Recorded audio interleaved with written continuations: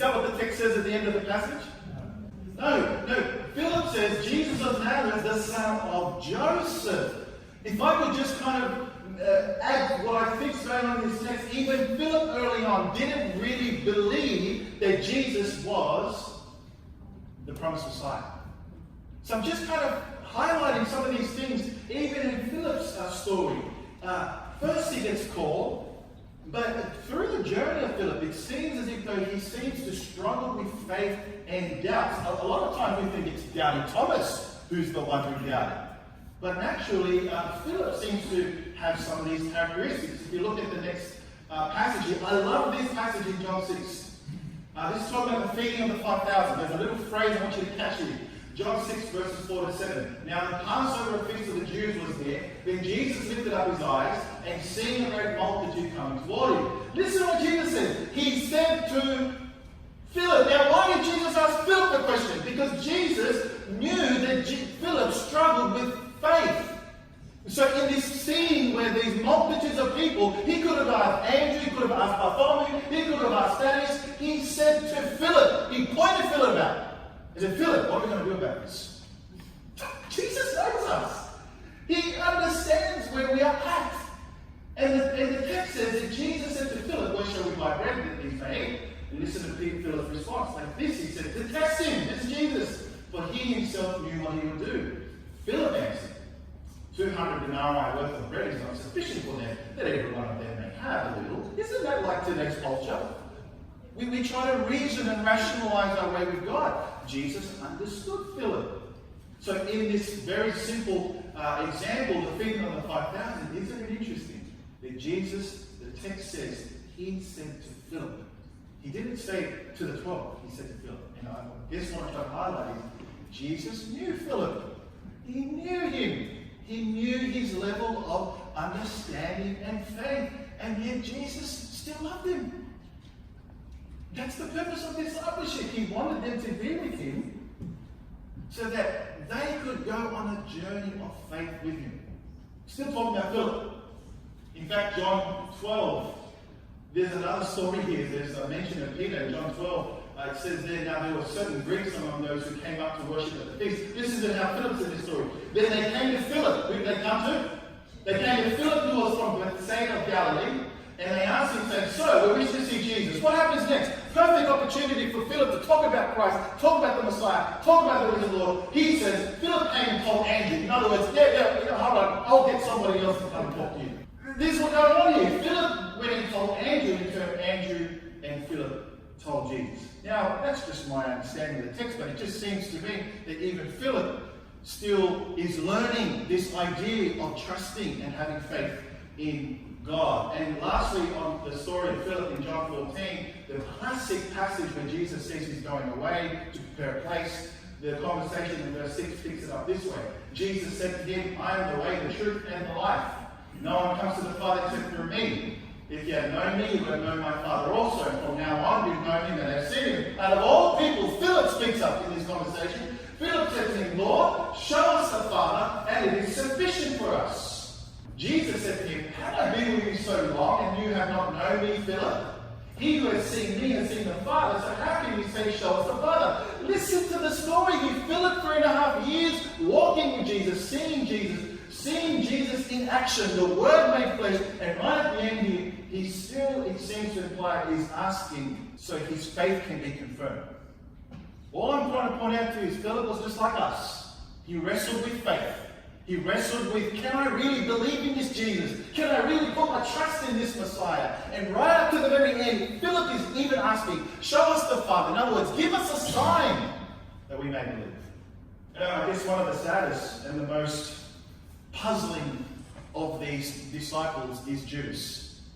And we wrestled with this idea of Judas being chosen, yet Jesus knowing he was going to betray him. There is this sense of tension that we find in this passage. And so Matthew 8, it says here, when Jesus saw great multitudes about him, he gave a command to depart to the other side. Then a certain scribe came and said to him, Teacher, I will follow you wherever you go. And Jesus said to him, foxes have holes, and birds of the air have nests, but the Son of Man has nowhere to lay his head. Now I'm just going to comment that one inspired author says that this passage, even though it's not mentioned, is talking about Judas. it's Judas that said these words. Now, it's not in the Bible, I admit, but there is a commentary that says that Judas was the one asking this question.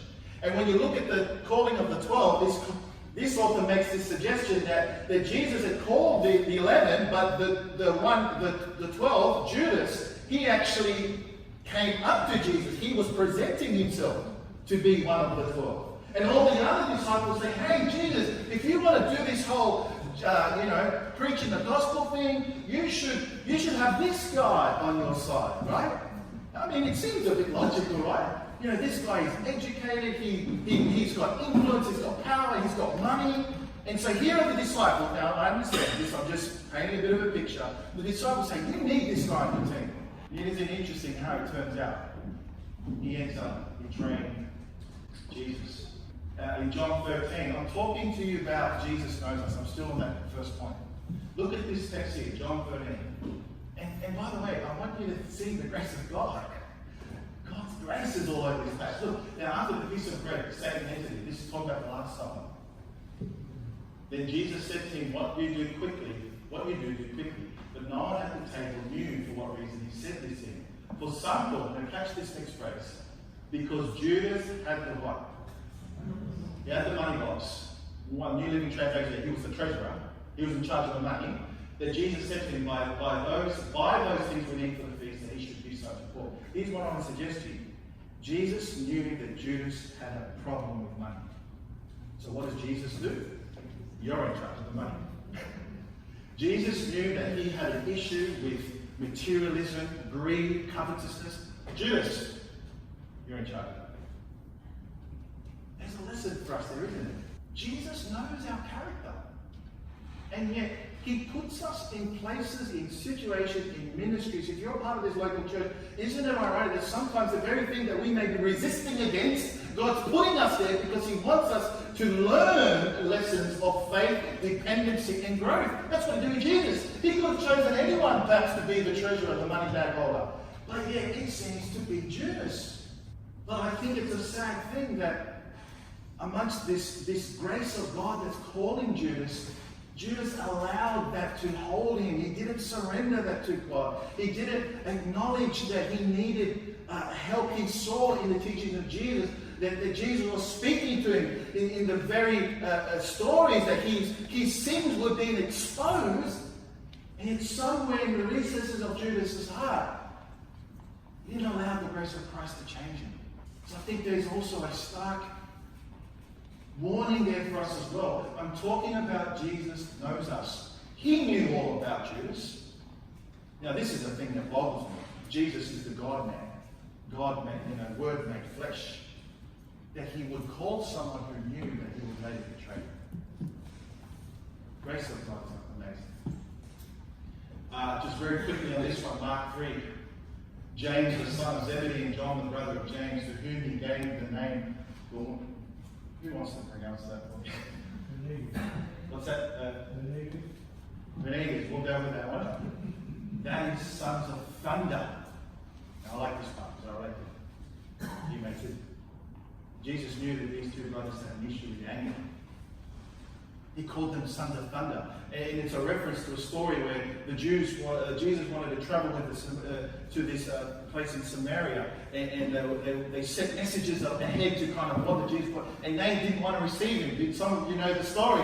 And so the brothers said, hey, do you want us to burn them up like Elijah did?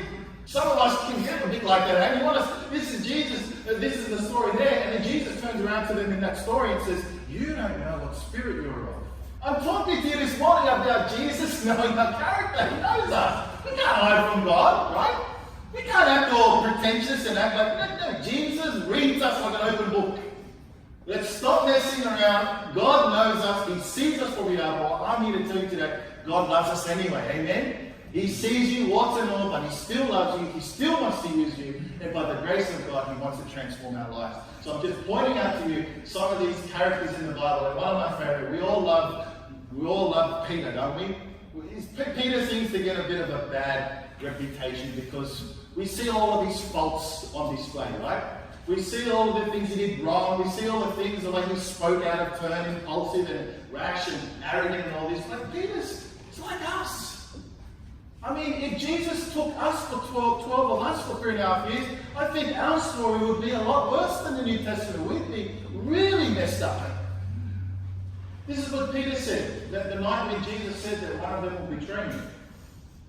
Jesus said in Matthew 26, right on that last supper, that last night that he spent, Jesus said to him, surely I say to you, Peter, that this night before the rooster crows, you'll deny me 3 times. Peter didn't know himself. He didn't know what was going to happen next. What does Peter turn around and say? Peter said in verse 35, even if I have to die with you, Peter, Jesus, I will not deny you. And so said all the disciples. Peter standing there in the presence of Jesus, telling him, I will never leave you. I will never forsake you, Jesus. We all know the story. Denying him. But you know what? I love the story here. In Matthew 26, this is where he denied him. A little later, those who stood by came up and said to Peter, surely you're also one of them, for your speech betrays you. This was in the children's story, right? Then he began to curse and swear, saying, I do not know the man. Immediately a rooster crowed, and Peter remembered the words of Jesus who had said to him, before the rooster crows, you deny me 3 times.